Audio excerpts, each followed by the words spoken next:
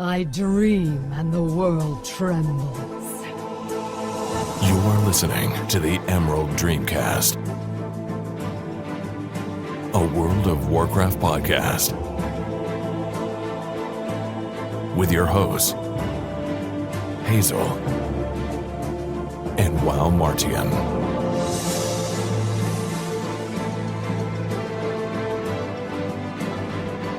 Hello, ladies and gentlemen. Welcome to the podcast on this May 23rd, 2016, otherwise known as Overwatch Day.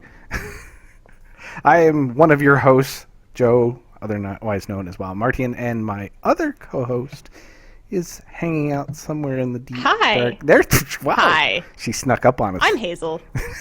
I wonder if this will actually go down in history as Overwatch Day. There'll be like an annual day off from school where everyone just stays home and plays Overwatch. I wouldn't be surprised. I volunteer for tribute. Yes, exactly. Then we'll start having the Hunger Games with Overwatch esports. Sweet. Well, yes, well, I'm surprised anybody's in the chat room today. Because, I mean, like you said, your entire friends list is pretty much Overwatch, except for one lonely person. Yeah, that would actually be Skaterbun right there. He was playing Hearthstone. That was dangerous. And playing the AI because there's nobody to play.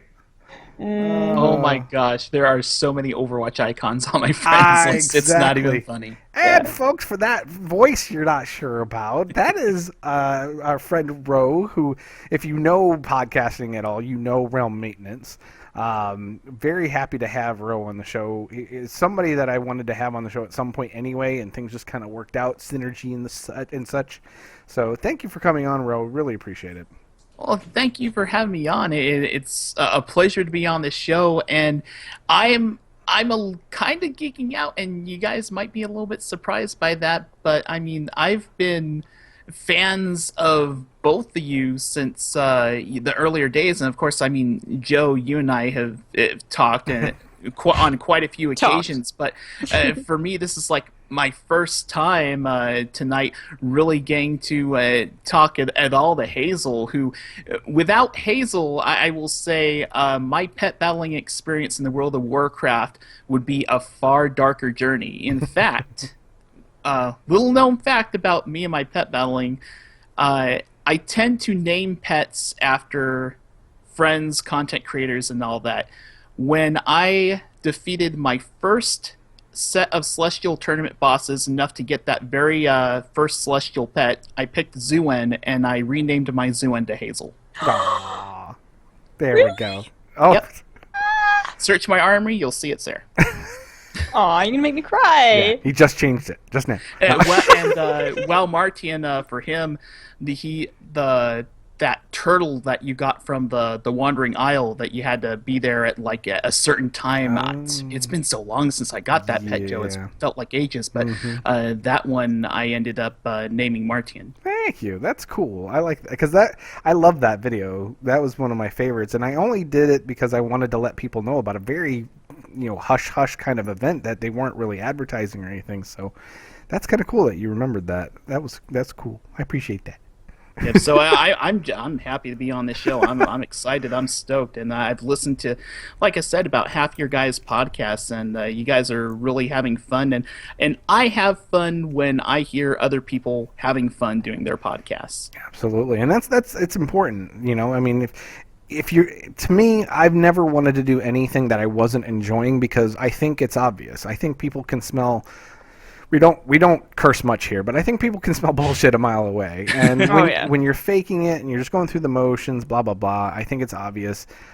So I've always kind of chased that heart and that passion for whatever I have right now. Sadly, I mean, I don't want to admit this, but Overwatch is kind of overtaking things for me right now. But it's a force of nature at this point, really. Yes, it is. But true. But and I won't go into too much, but I did get into the Legion beta last night, and I actually have a lot to say about that. So we'll talk about that in a bit. But I really appreciate you coming on. I mean, you are a friend to podcasts, a small little show like us. You've gotten the word out for us. We are just now into double-digit episodes, so that's how young we are. So the fact that you've kind of, pushed our name out there and gotten some people to notice us that probably wouldn't have, we can't thank you enough. So very happy to have you on. Anytime. I love helping shows out, especially when I see shows that have a lot of potential and promise and a lot of staying power, which I feel this show definitely has. Yep, we're crazy enough to keep going for a long time, and that's the key to the show: is the crazy. We are fueled by crazy. So. But, so here we are, like I said, episode 10. We've been going for almost, I think it's just over 2 months now, something like that. So it's, and we at least took 1 week. I think we only took 1 week off, and that was because of my job interview, so that was my fault. But how dare you better your life? I know, and let me tell you, things are going really well. And we'll get into that with their week in and out of WoW. But just want to thank you guys again for stopping by. The people that come to the live, I mean, the chat room's actually pretty perky for, like I said, Overwatch Day. I'm pretty happy about that. I see what you did there. Perky. All right, I'll slip that in.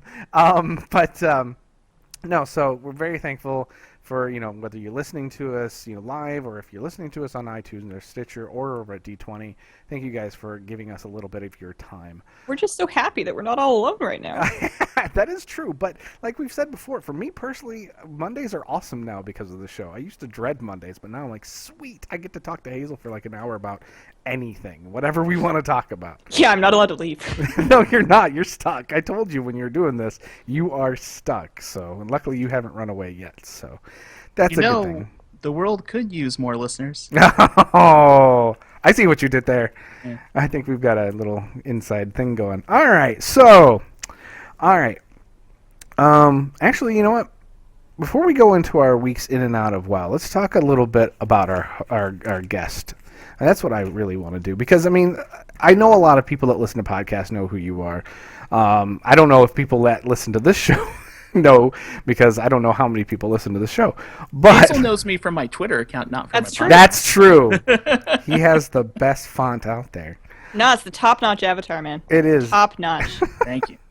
So, Ro, I mean, I've known you for a long time, like you've talked about. We've actually touched BlizzCon. We have. There was a moment. Hands have been shooken. I think there was a hug, maybe. We even did content together. We did a voiceover for Cataclysm trailer together at BlizzCon. Yep. So there's that. But I don't know if I've ever really sat down and explored or asked you exactly how you got into podcasting or, where you got the idea for realm maintenance. I mean, what really drove you to get to where you are today with all of this? The story could take a long time to tell, so I'll try to give the digested version as best as possible. Basically, near the tail end of Cataclysm, I was getting bored with WoW. Mists of Pandaria was still months away, and I wasn't in the beta at the time. And I just felt like I needed to do something to refuel my interests in Warcraft in general, and one of the ways I thought I could do that was by creating segments for podcasts. And the first person I reached out to this after I made this podcast segment was Jan, who Joe knows very well. Jan did a solo podcast for some time called Something Suggestive, and my very first podcast segment appeared there. I had a lot of fun doing it. I was still a little wet around the ears trying to figure out how to do all this recording stuff and effects and production and everything. It took me hours just to put together something that lasted 2 or 3 minutes. But Jan loved what I did, and she encouraged me to do stuff that was even bigger than a simple segment. And after having done half a dozen or so segments, I decided to do a WoW podcast. And basically, I wanted to do a podcast that no one had done before, at least focusing on an angle of the content that, at least at the time, I didn't know that anyone else had been doing. At that time, there was like 30, 40 different WoW podcasts, so I felt, well, heck, I could probably do a podcast just about all of the other podcasts. If you're familiar with American television, American cable TV, there is a channel called the TV Guide Channel, which is just a channel that talks about other TV shows. So I'm like, maybe I could do a podcast about other WoW podcasts. And that's how Realm Maintenance was basically born. It's been going on for almost 4 years now. I'm nearing 200 episodes, and I think it was around, gosh, I want to say not too long after the 100th episode that I expanded it and changed it so that it would talk about not just WoW podcasts, but podcasts for Diablo, StarCraft, Heroes of the Storm, Hearthstone, all of that good stuff. And now, of course, obviously Overwatch. And that's the nutshell version of the journey from start to where I am right now. Very nice. So, I mean, how long have you been playing Warcraft? I have been playing since late Burning Crusade. I've been playing MMOs for quite some time. My very first MMO was Ultima Online. And from there, I went to Final Fantasy XI. And when I was in Final Fantasy XI, it was a strange period of time because that's when a lot of people were just discovering World of Warcraft and WoW was really gaining its momentum. And being in Final Fantasy XI, seeing the guild, which is a Link Pearl group, is what they call it in Final Fantasy XI, but seeing so many people leave Final Fantasy XI for WoW, it was really strange, and there was this kind of like resentment and almost hate against World of Warcraft for existing and pulling away at our player base. I kind of had that same resentment too, until I finally decided, well, when in Rome. And my former, guild master from that group decided to go into World of Warcraft. And he said, "Come on, give it a shot. You'll have fun, so and so." And okay, yeah, whatever. I'll try it out. And I found that World of Warcraft really captured my attention. I loved the story, the characters. And I loved how they approached Endgame. And mind you, I'm talking about late Burning Crusade. I loved how they did Endgame. A lot of people would say I'm crazy for thinking that. Yeah, the game was definitely different then, but I mean... I loved attunements. Yeah. I get What's that. wrong with you? I don't think attunements were bad. It was just, some of them were a bit, elongated and probably could have been brought down a bit. But still, I think the concept was valid, and I do wish there was a little bit more of that in the current game. So I definitely am with you there. And I started like 6 months before Burning Crusade, so I have that whole back in my day thing going on. So I won't even get into that. We'll be here all day. Right. So. Well, like I said, thanks for being on the show. I really appreciate it. Let's talk about our week in WoW and in and out of WoW, because we certainly, with Ro, apparently we can't talk about our week in WoW. Totally. Well, I can talk about my week in WoW to a point, because although I am currently not subscribed in World of Warcraft, I actually canceled my sub a few weeks ago. It does not mean I've stopped playing WoW, because I do have access to the beta, and I have been playing some on the beta. And right now, I've been toying around mainly with the Warlock and just leveling up a Destruction Warlock. I'm not spending a whole lot of time, so it's been kind of a slow process. But my Destruction Warlock is now up to level 105. Nice. Wow. Actually, I was going to talk to you and see what you were thinking about, because we talked briefly before the show, and classes, what they're doing with the classes, I feel is very important to Legion. So I was very curious what you were doing in terms of that in your Warlock. Because anybody that knows Ro, he loves his Warlock. And specifically Destruction. I think Affliction is a plague. Intended. It was. I hate the gameplay of Affliction, and it's still pretty much the same gameplay that I'm familiar with. I did the artifact experience for all 3 specs just to kind of get a feel for the basics of what each spec had to offer. Still not feeling Affliction, but I've got to say Destruction is still pretty much my jam, although Demonology, the way they've revamped and changed Demonology, I'm very intrigued by it, because the way Demonology manages its damage is by primarily the number of other summoned demons you have, and those demons get summoned by your abilities and by procs and whatnot.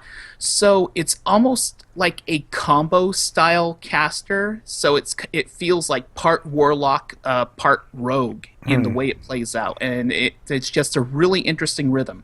Yeah, I actually rolled one on beta just because I saw somebody on one of the training dummies doing it, and the amount of demons they had out, and that the one, like, I don't know, the what is his name from frickin' Thunder Island. Darumu. Yeah, thank you. Yeah. That guy. I was like, that's so cool. I mean, because Warlock is demons, and I think you should have imps, flying everywhere. I think that's the way it should be. So when I saw what he was doing, I was like, I might have to play around with that. So, Hazel, what have you been doing in and out of game this week? Well, nothing really new in WoW. I've been looking for new teams to play with, which means meeting new people, which is always a pleasure of varying amounts whenever you're trying to PvP with people that you've picked up in a pug. But I've been working through that, and then I've been spending a little bit of time outside of WoW. The Overwatch hype really got to me, and as I've mentioned before, I'm subject to some really severe motion sickness in any first-person game, so it's unlikely I'm going to be able to actually play it. So I'm trying to scratch that itch with like every other Blizzard game that I can play. So I've picked up Hearthstone again, and now that I'm really clear on exactly what standard mode is and how it's fixed all my problems that I had with Hearthstone and falling behind before, I've been logging into Hearthstone every day to do my dailies, and that's been really nice. And just recently, yesterday, I did something I thought I would never do, and I actually logged back into Heroes of the Storm to do my dailies in that, because I figure it's got a lot of the things that I'm excited about for Overwatch, which is basically just being able to play a team-based PvP game in a non-WoW environment, and being able to, pick a support character and just do some daily quests and practice and get better. So I tried that. It wasn't really any better than I remember it being. It's just something about it just doesn't quite do it for me. But I'm basically just trying to keep busy any way that I can. Right. So what's been going on outside of game? Anything? I mean, your kitties. My tomato plants are huge. Oh. I have them in like these 10-gallon pots on the balcony, and I swear they're like doubling their size every 4 days. I keep taking like timestamp pictures and like organizing them on my computer so I can like look at them, and I can't believe how fast they're growing. I'm so excited. I'm so excited about all my plants. I actually have nightmares about things happening to my plants, and I like wake up and I'll go in the balcony, I'll like check them. It's like, okay, my babies are okay. They're fine. Attack of the Killer Tomatoes. Sorry, that's an old reference. My God, that's an old movie. Yeah, that we one have right a carrot and a turnip. I'm surprised we don't have a tomato pet in WoW yet. There you go. That's a good point. Oh, Yeah. Oh boy. Now we're gonna have to petition some people. Oh man. Get the devs on Hey, Twitter. Bumper. That's right. We'll have to get the devs on Twitter and let them know. So, okay. Well, for me, I mean, I've been just managing my garrisons, really, in terms of live. And I did pop into Legion. I guess we'll go into a little bit of talking a little bit. I would definitely want to hear about the Warlock, so we'll just kind of go into Legion beta talk right now. I played Prot Paladin because I loved it in Wrath. I loved tanking. It was my favorite tank. And I miss tanking, and I haven't done it in so long because I don't raid. And really, dungeons, like we've talked about, are not really relevant as much as I wish they were. So, in anticipation of hopefully that changing in Legion, I figured, you know what, I'll play with my Prot Paladin and see if I can get used to this and see if I like how it plays. And boy, did I have a fun time last night. I actually was very geeked up about the Prot Paladin, the way it plays, the way that they just revamped the class, and I don't know, I just had a blast with it, to the point where I honestly was, I've kind of been on the fence about Legion because it's kind of a wait and see thing with after Warlords, but I'm kind of geeked about it now. I'm actually getting really excited about Legion just from that. So Now, a quick question I have for you. Now, are you leveling on Prot? Yeah, I was just running around doing quests on Prot. Just kind of, I wanted to do it at first just to get used to it, but now it's great because, I can grab a bunch of mobs at once, just like you used to. I feel like there's a little bit more offense on this particular spec, so yeah, I was able to grab a bunch of mobs and just knock them down, and pretty safely, which is nice. So at least from your perspective, it didn't feel too grindy or too slow as far as the rate you were downing stuff? It's a little slow, but it's still early and things may change. But then again, I'm also a Prot Paladin. My job isn't DPS, so I understand that. So it wasn't that bad. But the main thing is I found myself like running from mob to mob and not necessarily even grabbing a bunch, just whatever I saw I wanted to kill it. I just was having such a good time with it. It was nice. It's very a kind of a hybrid with the Crusader from Diablo. There's some very distinct elements from that. Some of the sound effects in fact seem not the copy of Diablo's, but very similar. But I loved it. I had a great time. So, you see, I'm kind of glad that you bring this up, because one of the things that I've been seeing, just looking at my Twitter feed and seeing people talk about their beta experiences, I noticed that there have been not so much talk from tanks, but a number of healers express concern that leveling as a healer is going to be a pain and a half. Yeah. And because of the way that the artifact system is set up, even though you can eventually work on artifacts for other specs, the game is kind of pushing you toward working on an artifact in one spec first before you work on the others. And so healers are expressing some concerns about the pace of leveling on their healing spec when they want to focus on leveling up the healing artifact. Absolutely. I've been leveling Resto Druid on the beta. I did it to 110 pre-wipe, and then I'm about 102 post-wipe. And I know they've said that they want to tune the damage numbers so that you feel like you can level comfortably, but you probably won't be leveling quite as quickly as the DPS spec, because obviously they don't want you doing on-par damage. And I think this is the first time that I'm going to be leveling with a buddy. I normally go it alone. I normally like to just sort of tune everybody out and turn everything off, and get a big carton of green tea and go really ham for the first couple days. But I think this time I'm going to be actually, hooking up with some friends and getting on Skype and then just kind of marathoning with some other people, because I do think it's going to be much better for any healers that have friends to level with somebody, because it's going to make things a lot easier for you. Yeah, one thing I'm wondering is, just looking at it from a very macro perspective, is if it does take healers longer in general to get to max level and be ready to do max level dungeon content, just like your basic 110 dungeons and your early heroic stuff, how is that going to in turn affect queue times, because there might be a lack of those healers, even more so than what we're used to? Yeah, that's a good point. And it's always disconcerting. I know a lot of people get frustrated with healing and, kind of the random group finder pug environment. And I know for a fact, just even leveling a healer, just going through Razorfen Downs, you're going to get a lot of garbage if anybody stands in the fire. It's automatically your fault. So, yeah, I've been thinking about running a Resto Druid, because that'll be the other class that I want to play besides Prot Paladin. So I'm looking forward to seeing how that works. And I'm glad that, Hazel, you've got some experience with it too. So, I mean, give us a synopsis of what it's like to level your Resto Druid. I mean, in terms of downing stuff quickly. I mean, how effective do you feel? Well, I spec'd Moonkin Affinity. I haven't tried it as the Feral Affinity. For what all I know, that's better. But right now, I really hope it gets some tuning, because it makes me want to stab myself in the face with a fork. Basically, please tell us how you feel. Well, you pull some stuff, and then you dot it up, and then you're casting, and then it's hitting you, and you're getting your spell pushed back, and then you're casting, and you're like, oh, I'm around like 40% health, I better heal myself. So you stop, and then you heal yourself, and then you dot it up again, and then you're casting, and then it might die, and then you're like, great, and only there are 12 of those. This is awesome. I'm so happy I'm doing this right now. So maybe I'm doing it wrong. I could be just bad, but one thing I do think I'm going to take advantage of is fairly early on in the Legion leveling experience, you get an opportunity to get your second artifact. And putting artifact power into a weapon, it's voluntary. It doesn't automatically happen. Like, you get items, then you can use them. So what I think I'm going to do is I'm going to have somebody help me, at the very least, get to the point where I've unlocked my Boomkin artifact. And then at that point, I'm going to switch to Moonkin, level as Moonkin without putting any artifact power into the weapon, because you're not getting that many artifact traits while leveling anyways. That's not going to really slow you down, having no power in your off-spec weapon. But at least being the damage spec to level, I think, even though that's not really the intended way they want you to play, unless they make some serious changes to the pace of leveling as a healer, I'm absolutely going to be switching to Boomkin, not putting any power into that weapon, saving any of the artifact power I get from my Resto weapon, but as soon as I can. I'm not going to be leveling as Resto anymore unless I have a buddy. There's just no way. And I have 5 of them. It's going to take me some time. I'm not doing that 5 times. Yeah, we've talked a little bit about alts and everything in Legion and how that's going to work. We'll see. I'm not sure how that's going to work yet. But I have to say, on like a totally off-topic note, Hazel, boy, do you talk fast. Oh, I forget sometimes. I was going to say the same thing myself. having listened to a few episodes of your show, I'm like, wow, if I ever tried to put this on 1.5 or 2 times speed on my iPhone, there's no way. That's right. Exactly. That's true.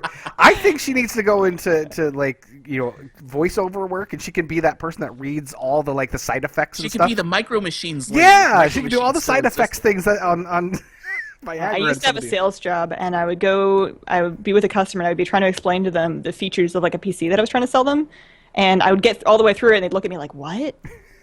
What did you say? Can you not?" And I'm like, "Oh."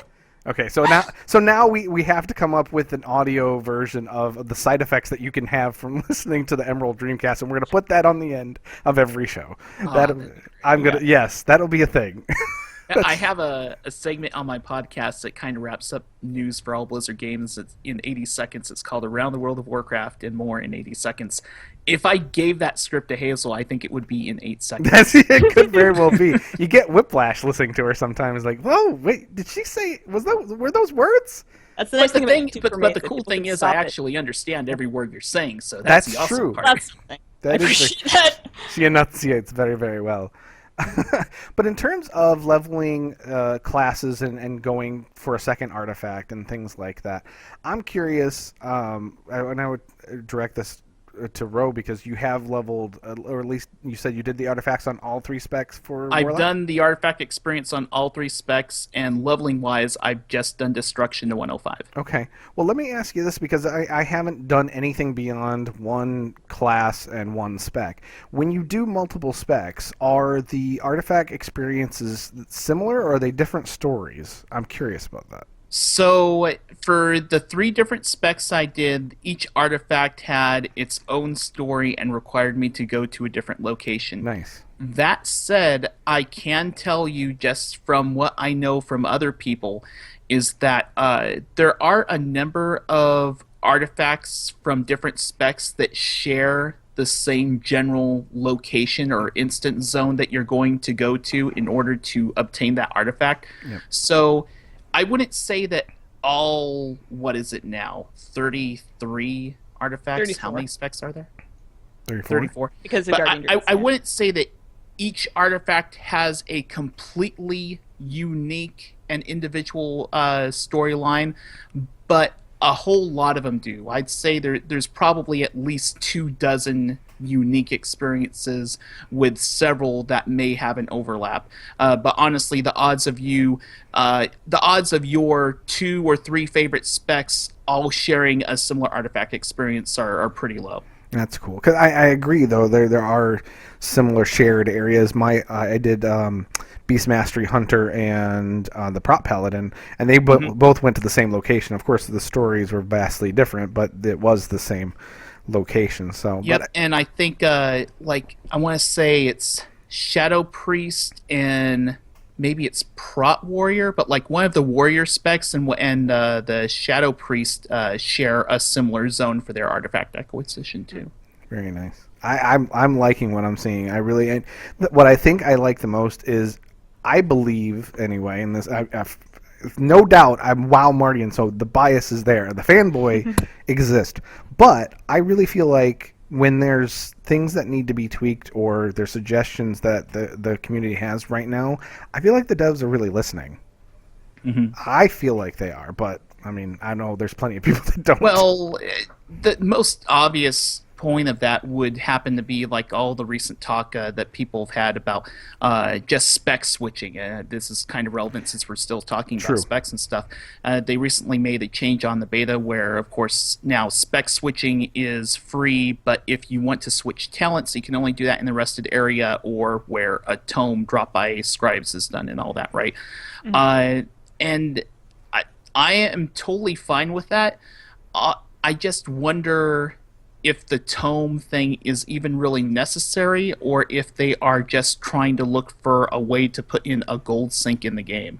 And I'm not sure exactly how cost prohibitive those tomes are going to be, and I think the cost of that tome is basically going to be the biggest factor in whether or not people even really care. Yeah. I find it ironic that they wanted talents to be easily switchable, and now they're making it difficult.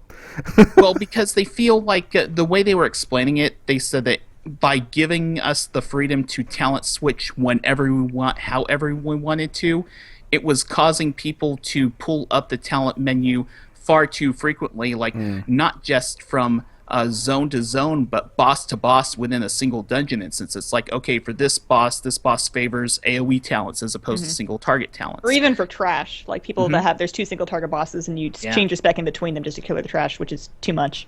Right, and that just felt like a bad experience, so that's why they tried to put that restriction in. Yeah, I don't know. I'm weird because I don't really change my. Well, I'm weird besides this, but I don't change my talents a ton. So I guess, but I don't raid or anything either. So I'm not really looking for that particular scenario where I need to switch things around. So, and PvP, I'm sure there's probably times where you swap stuff out. I don't know. What do you, from a PvP perspective, what do you think of? Well, I'm assuming that they're going to keep the same model that they've had in the past, where in the starting room before an arena, you're able to swap your talents or glyphs without cost. In Warlords right now, if you're swapping a talent in the starting room of an arena, you're not costing a tome. So I really hope they're not going to make that scribe thing necessary. That would ruin everything. They can't do that to me. I doubt they'll do something like that. No. One thing I did really notice though from my experience so far is that I looked at all the talent choices that Destruction Warlock had, and I found that there were definitely talent choices that favored a raiding experience as opposed to a leveling experience. Like there's certain talents that felt very solo and very greedy, and other talents that felt like they were going to be far more useful in a raid in terms of like just either mitigating your own damage or not. So I will definitely find myself switching talents on a pretty regular basis, and I won't be surprised if I end up being one of the people in my raid team who just buys the tomes and brings them to raid myself. It's like, okay, books down. There you go. I do think, if nothing else, it's nice that they're adding in a way for scribes to be useful again, just because ever since they made the change that glyphs are permanently learned and no longer consumed when you switch them, scribes have become less and less useful as a profession. And the way it's going in Legion, where glyphs, there aren't even any major glyphs anymore, there's just minor ones, you buy them once, you apply them, and then you're kind of done. It was going to be kind of a dead profession. So it's good that they're putting in something that's going to be useful on a continuing basis throughout the expansion to make that not quite just a waste of time. Yes, it is. It is good for inscriptionists. Oh, don't you even. Sorry. I will fight you. I did that purposely for you, Ro. What were you going to say? I'm sorry? Did you have something to say there? No. I didn't mean to cut you off. I'm good at that, so I wanted to make sure. So, okay, well, is there any other Legion beta stuff that you guys have been into? Is there anything that you've seen in terms of news or anything that you've kind of found just jumping in and playing on the beta? Well, a little peek behind the curtain, and I'm kind of interested to hear about this because I'm kind of interested in, as far as the PvP side of things, and dabbling into that. Before we started the show, Hazel had mentioned something about a PvP water cooler article. Yeah. So they've recently released this new dev water cooler article, and I've got it in the side here. And it's not specifically about I guess it is specifically about PvP, but it's about the way they're going to reward gear in PvP and the way that your gear is going to affect your stats in PvP. So what some people might not be quite familiar with is in Legion PvP, instead of having your stats come from your gear, there's going to be a preset template for each spec. So no matter how much mastery you have on your gear, your class, if you are a Resto Dude, you're going to have X amount of mastery, and no amount of gear is going to change that.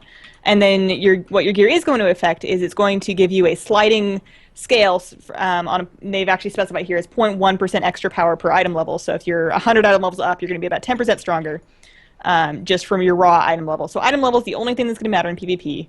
And otherwise, your gear is not really going to matter. So you don't need to do PvE to get gear for PvP and vice versa. And they still want you to be able, if you're just a PvPer that does nothing but PvP, and there's quite a few people like that, they're never going to touch a dungeon, they're never going to touch a raid, that's all they want to do is battlegrounds and arena. They still want you to have enough gear so that if you do go out in the world, you're not just, you look like you've done something with your life. They don't want you wandering around in the questing greens that you finished in, so they've got this system where instead of purchasing something off of a currency vendor, they're going to be rewarding gear from lockboxes, and the item level of that gear, because it's not super relevant to your PvP power, it's a little bit relevant, but it's not crazily game-breaking, it's actually going to scale with your rating. So somebody doing gladiator level arena is going to be getting gear to their lockbox that is on par with mythic level gear. And then if you're doing challenger level arena, maybe you're going to be getting heroic dungeon level gear, maybe you're getting LFR level gear, but basically you're getting the same gear that people use in raids, but you're getting it from PvP based on your skill level. And that's caused all sorts of different conversations as to whether that's fair, whether people that raid think they're going to need to do PvP, and a number of other considerations like that. So I could see that. What do you guys think?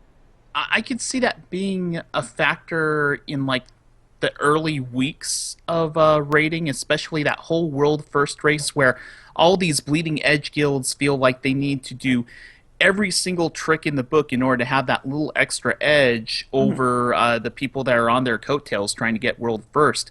So I guess then the next question is how fast or how much of a grind is it to acquire this level of raiding gear, and like, will they disable the acquisition of gear that's equivalent to mythic gear for the first few weeks of raiding, or how will that all work? So I'm not 100% on whether they're going to disable it during the first couple of weeks. I think I heard something to that effect, but I'm not 100% sure. One thing that I do want to mention here, and I'm just kind of looking here through for it, is that you're only going to be getting basically one guaranteed piece per week.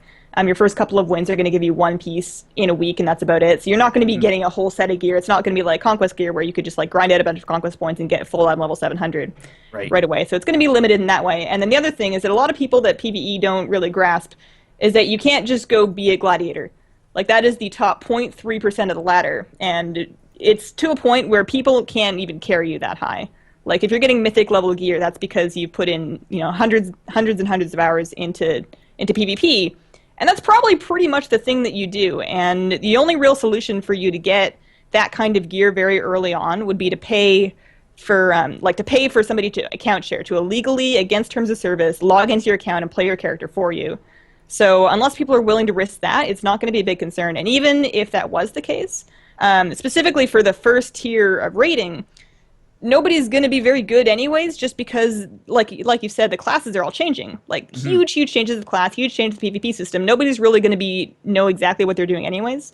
So the odds of a mythic raider being able to actually go and get any kind of significant advantage from this is minimal.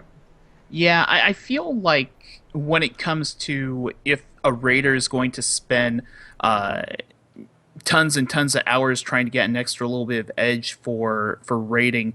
Now they've stated that legendary items will probably be disabled in mythic raiding, but I still see it's probably more likely that people are just going to do PvE content as opposed to PvP, just because it gives them more flexibility in doing what they want to do. If you mindlessly go through the soul-crushing slog of PvP for hundreds of hours just to get a 1 to 2 point item level advantage, I could see someone burning out on WoW really quickly that way. Yeah. Either that, or maybe they discovered that PvP was the cool kid thing to do all along, and then we get more people on the ladder. I'm open to that. This comes from the person that I got to know because of her pet battle videos. That's the thing that always kind of... They're not mutually exclusive. No, I can murder people and have a bunny. that needs to be a t-shirt. Actually, I too. technically can't. That's another thing I have some strong feelings on. I cannot have pets out with me in arena just because they don't stealth with you. They used to at some point. But for whatever reason, at some point they broke that. So I, as a Resto Druid, cannot have pets out because people can see them and then they know where I am, and that's bad. And I need them to fix it. I have so many buddies. I need their support. I need somebody to hold my hand while there's a Death Knight trying to put things up my butt, you know? One of the reasons I love this show is I never know where it's going to go. The idea that you need a bunny to cheer you on as you were getting probed by a Death Knight. I actually have a real-life stuffed bunny that I sit on my lap while I'm PvPing just in case I get too sad. Just for cuddles, emergency cuddles. Oh, we need a PSA about your bunny. You need some sad violin music. It's got like a little. You can open up his tummy and pull his guts out, and then microwave them, and then you put them back in, and then he's a warm bunny. He smells like lavender. This took a weird Everybody turn. should get one. They're like this $10. took a weird turn. Okay, well. Yeah. So do you guys have any thoughts about the acquisition of PvP gear through lockboxes and how it might affect PvE? I know we've already heard from Ro. What do you think, Joe? Honestly, I can't say. I don't know how. I mean, when it comes to PvP, I really just don't care. So it's just a part of the game that I'm sorry. It's just a part of the game that I don't. I liked it back in the day. I did a lot of BGs early on, especially in BC, because you could grind, honor and get gear that you could actually use in PvE. So I did a little bit of that. But other than that, I don't know. I mean, I hope there isn't an issue with it because that just gives some more people to gripe about something. Here's a question for you then. Okay. So in Legion, because it's not like in the past, if you like right now, if you were to get a new druid and go do a battleground, you don't have any PvP gear, I'm assuming. No. So people are probably going to push your nose in your face, right? Yes. So in Legion, no matter what item level you are, there's not going to be that big power difference. You're not going to have all the same abilities as everybody because you won't have unlocked their PvP talent tree. But for the most part, you're going to be doing about the same amount of healing, same amount of damage as anybody else. Is that any more? Is that going to make you or Ro? This is also directed at you a little bit. Any more likely to go and try out lower level PvP? Just the fact that you don't have that gear grind to catch up with.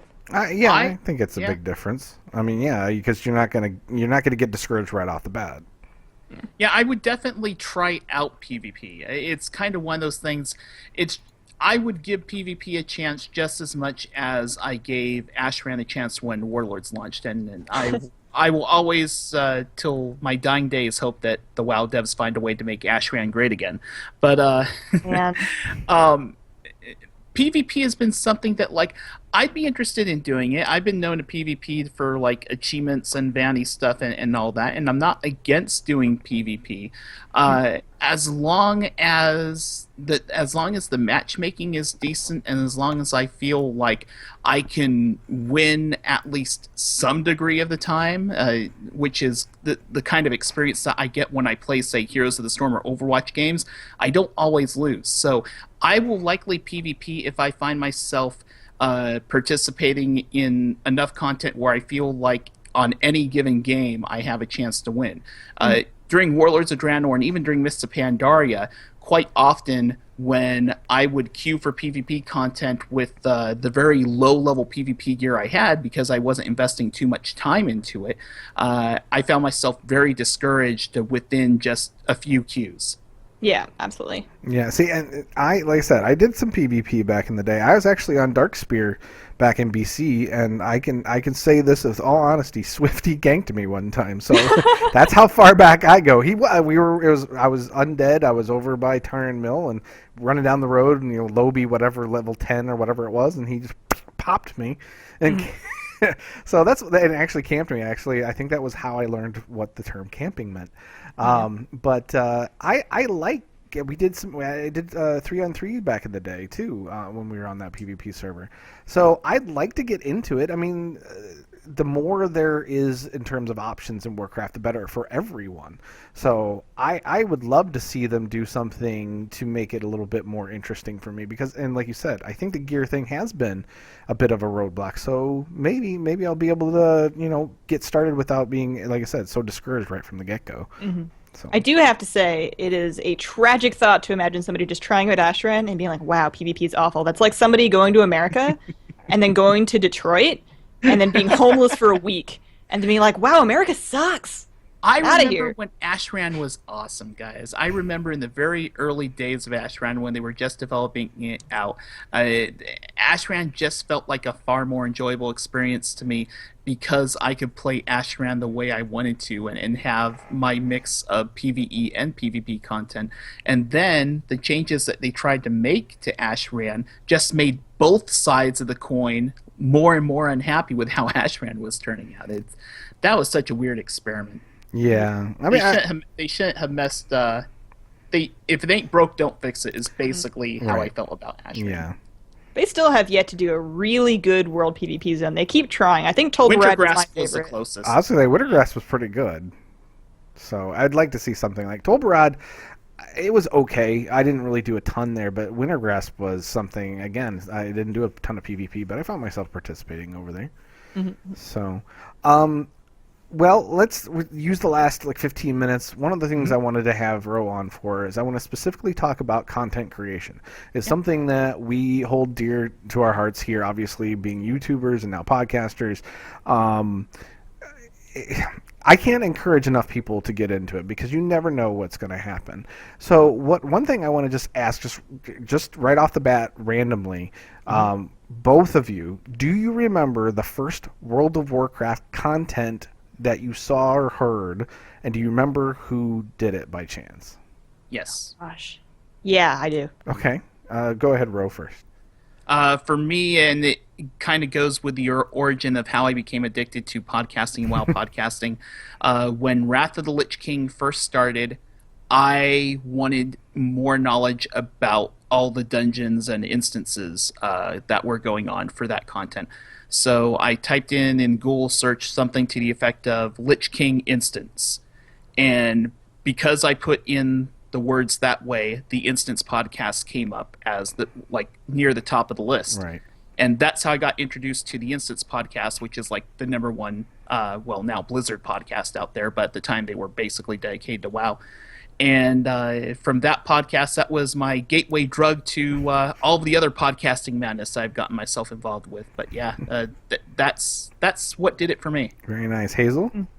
Well, I don't remember exactly how I came across the video, but it was a video by Total Biscuit, and it was one of his Cataclysm preview videos back when those were a really big thing. Yeah. And he was doing a video of one of the Worgen bugs. They had just added in Worgen, and there was a visual bug when they first added Worgen where when you shifted into your running wild form, your human form would still be there, but he would be like tucked under the arm of your Worgen form, who'd be just running around with it as a football. I totally remember this video. Yeah, I do too, actually. And it was just the funniest thing, and that's very clearly my first WoW video, and that got me into the rest of Total Biscuit stuff. He used to do that mailbox Yes. thing where you take questions from WoW viewers, and that got me to Jesse Cox.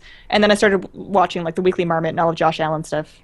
So Yeah, that's when it comes to like my YouTube and video content consumption, a very similar journey because right after I started listening to the Instance, I found out about Blue Please, and that's how I found out about Toll Biscuit. That led to me checking out his videos, and then Jesse Cox, and so on and so forth. So, but yeah, I'd say a lot of people would probably mention names like, Jesse Cox and Toll Biscuit, people that have been around for WoW long enough that could say where they Well, they were started as far huge. as That was the content. big thing that boosted both of their channels kind of off the ground. Like, they'd been making content before that, but that was the thing that really went viral. Absolutely. I remember being on vacation, actually, and watching Total Biscuit and Jesse Cox's Cataclysm, because, I mean, it was a big thing. They were changing the entire world, so I was very curious about what was going on, and I remember watching them on my BlackBerry at the time, that was so not back where smartphones were really good, but I had to know what was going on. So yeah, I was into those, and actually I got into the Cata Beta, and I really wanted to start making videos then, but I'm like, those guys are gonna mop the floor with me. What can I do that they haven't already done? And I didn't, but eventually, as we know, I did start doing a little bit after that. But Next thing you know, there are flying panthers in Krasnodar. oh God, don't even get me started on that. That's the best bug recorded on ever. That was so bizarre. But me personally, there's two that I can think of. Actually, when you were talking about researching it, made me think about how I wanted to know more about druids. I came across Lasana's blog. She's just always been kind of my druid inspiration. So I'm very thankful that I still am able like poke her from time to time and talk to her about that. And then WoW Hobbs was the absolute beginning of WoW videos for me. I remember watching his, how to level up, power level characters and everything else in Cathedral all the time. Oh my God, all those videos were just awesome. So, and so with that, let me ask you guys this. I mean, we've talked a little bit about it, but I mean, Hazel, I don't know, we ever really got into. How did you get started? What made you go, I'm going to start throwing stuff on YouTube for the public to critique? Well, at first it wasn't even a WoW channel. At the time, I was dating the man who's my husband now, and he was an American, and I lived in Canada. And in order to figure out if I actually wanted to move here and marry him, because that was kind of the thing that you had to do if you wanted to like live together, I came to visit for, I think it was a 4-month trip. I took a hiatus from my job, and I came down to America for 4 months to live with him and figure out if I liked him or not. And at the time, like I wasn't legally allowed to work in America, so I was just kind of sitting on my butt there, wondering what to do with myself while I was at work. And I decided I played a lot of WoW, and I was starting to feel kind of like a slug. So I decided I would actually make something and try and make some videos. And I started making actually Don't Starve videos, which was an indie game I was playing at the time. And I made some of those, and then it occurred to me that I already play so much WoW, I may as well try and make some WoW videos. And I've always really liked explaining things. I have a really weird enjoyment of explaining things. So I decided to make some videos where I explained everything I know about pet battles, and then people started watching them, so I made more. It is bizarre, and that's one thing that I want to kind of go into for the last 10 minutes is what the effect that content creation has on the community, but moreover, I want to talk a little bit about how we can encourage others to do it, because like you said, I mean, you just start doing it, and you don't know exactly where it's going to go. You don't know how it's going to affect other people. What is one instance in particular that you guys can say somebody came to you and said, "Hey, you did this, and it meant this to me"? Is there one moment in particular that stands out to you like that? Absolutely. Last BlizzCon, when I was recording a live version of Realm Maintenance, just shortly before I had recorded that episode, I was recording it in the AIE Guild Hall in the Hilton, and I had a couple people come up to me that I hadn't met before, and they had just said that they had been listening to my podcast for months and stuff. And it's one thing to see that kind of stuff like in an email or in a tweet or something like that. It's another thing to have someone just walk up to you in person and say, "Hey, I've been listening to your stuff," or I've been appreciating what you've been done for this for so long, and because of this, I've found these shows, and that led me to meeting these people. And there's something very special about that very personal moment when you find out that the stuff that you've created, it may have not been like completely life altering to someone who's consumed it or whatnot, but it still affected their life in some sort of real tangible way. I know that there are podcasts out there that exist in part because of some advice and tips I've given to the people behind them, and it's really kind of neat and cool to know that there's some bit of legacy there, in that that my creations inspired others to create, and that just makes me feel good inside. Hazel, do you remember anything like that? Nothing to that dramatic effect, just because I've never met a fan because I don't go outside. But I think you need to go to a BlizzCon, Hazel. One day. Oh man, I'd be so scared. There's gonna be like at least 10 people there. Oh god. So on my first Pet Battle video, I think it was an Okra Dragon Waste guide, and I was really scared about putting it out because I didn't know much about videos, and I think it's actually pretty awful. Like everybody's first video is pretty awful. But somebody left a comment that said, "Hey, this worked," and I was like, "Really?" I mean, I know I tested the strategy and everything, but it was just such a nice feeling, and that's kind of what I've been chasing ever since. Yeah, that's the thing. I mean, you put something out there because it's something you are interested in, and like there's a lot of stuff that I do in game that I kind of take for granted. I'm like, oh, other people might want to know about this, and it might help them. And the idea of helping somebody enjoy the game a little bit more, a game that we all love the way we do, is kind of intoxicating. It is a bit of a drug. So I know. Oh, go ahead. I was just going to say I totally agree with you. The one bit of advice, because I know we don't have a whole lot of time left in the show, if you're interested in creating content, is don't worry about numbers. At least at first, so don't care about whether or not you have 10 people or 100 people or 1,000 people consuming your content right from the word go, because quite honestly, things are going to start out small, and they may remain small for some period of time, but if you even have a few people listening to your show or watching your video or anything like that, that's a few more than nothing. And that still means that what you're creating is still making an impact on the media consuming routines of some people out there. And I've always said I don't care if 24 people listen to my show or 2,000 people listen to my show. If I have helped people get connected with other podcasts because of what I do on Realm Maintenance, then job's done. Right. Job's done. But it's true. I mean, if you keep the focus of just doing what you believe in and not worrying about, because I mean, I've told people that I've met that, ask my advice, or they're just kind of getting started and they want to, kind of talk about it in general, is they're like, well, but I'm not getting, enough people, I'm not getting enough views and everything else. You can't, as soon as you start looking at that, you've taken your eyes off your content already, and your content's going to suffer. You have to just focus on doing that stuff, and whatever happens, I mean, for me, it took a long time before anybody even noticed what I was doing, but I felt good because when people started coming, I had a backlog of of videos that they can say, okay, this guy's not like a fly-by-night. He didn't just make one video that kind of went viral or something. This is what he does, and I can depend on it.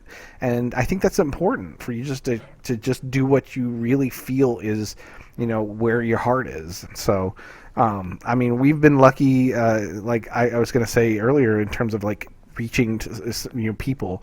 I made a lot of machinima, and I made a lot of guides, and but the one thing that stands out to me is somebody actually told me how Onward actually helped them because they had PTSD, and when they felt like an episode coming on, they would watch one of our Onward episodes, and it calmed them down and made them happy, and it set that aside. And that was really that's when I say, if you want to make content, you should just do it. I mean, I know we talk about Shia LaBeouf and joking around, but seriously, you don't know what will happen until you put that out into the wild and see what happens. Because everything, when you make, at least when we make videos, I don't know about Hazel, but I mean, when I make a video, I kind of have my own singular view on it, and then all of a sudden I put it out there and it becomes something else. It's not mine anymore.